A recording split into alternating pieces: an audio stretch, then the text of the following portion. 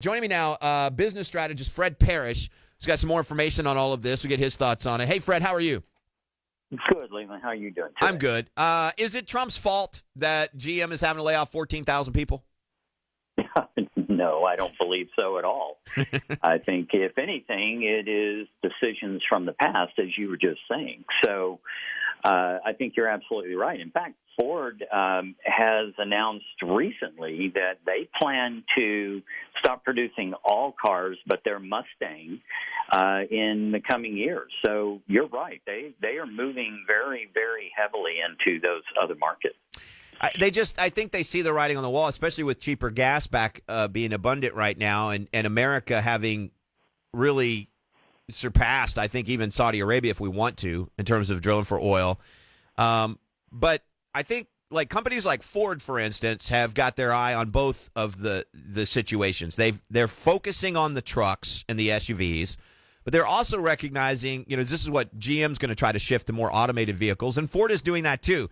But they laid the groundwork. I think Ford specifically laid the groundwork during the Obama administration by investing in aluminum redesign of their trucks, putting aluminum in them and that kind of thing.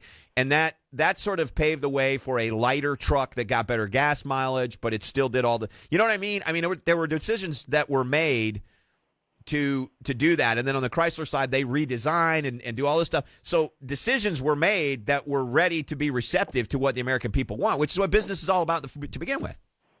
Well, that's exactly right. And if you recall, Ford did not take any bailout funds. And Correct. So they had to operate on their own resources, and they were making solid business decisions while apparently GM was not. Yeah. And obviously they're paying the price for it now.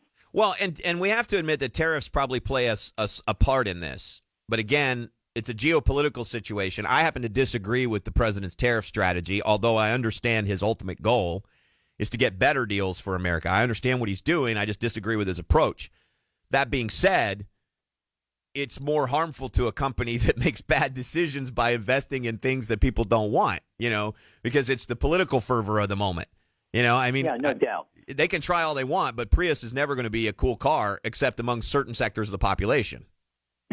That's exactly right. Yeah, GM has lost $1 billion to tariffs. But in that market, $1 billion to us is a lot of money. But in the scheme of the global auto market, not a huge number. So, it probably stings a bit, but it's not going to put them out of business.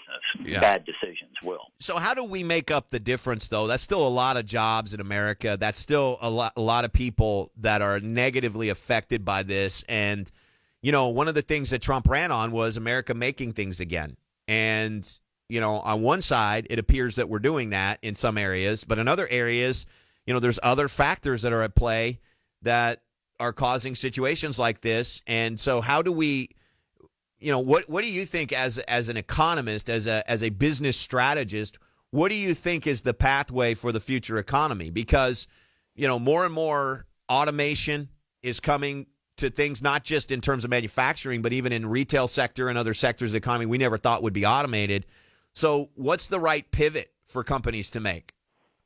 Well, yeah, and that's exactly right. I think people need to start thinking very seriously about how they are going to prepare themselves for the future economy. They're going to have to be retraining done on a massive scale. And just think about the artificial intelligence that is starting to be applied in a lot of the economy. A good example, in my world, CPAs do a lot of taxes and do a lot of accounting work.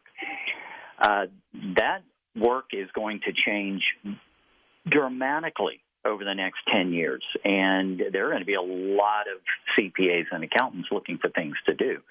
As far as the GM situation is concerned, maybe they can retool some of those plants that they're looking to shut down.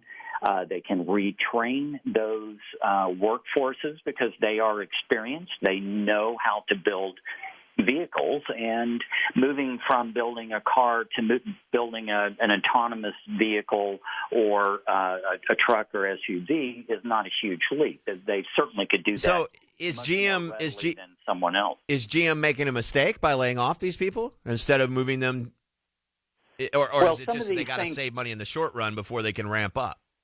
Well, right. I think that there are certain aspects of that dynamic they have to manage appropriately, but certainly they are in negotiations with the union about how that will be done. And I would think that if they believe there is production volume there, they would be looking at retooling, but that takes time. Yeah. Sometimes it takes a year or two to retool a manufacturing facility. Yeah. But to do that and to work with the unions in how they are able to help those people who are displaced by this, I think certainly is something they have to be talking about. Well, if the Democrats were still in charge, we'd probably have another bailout in the offing.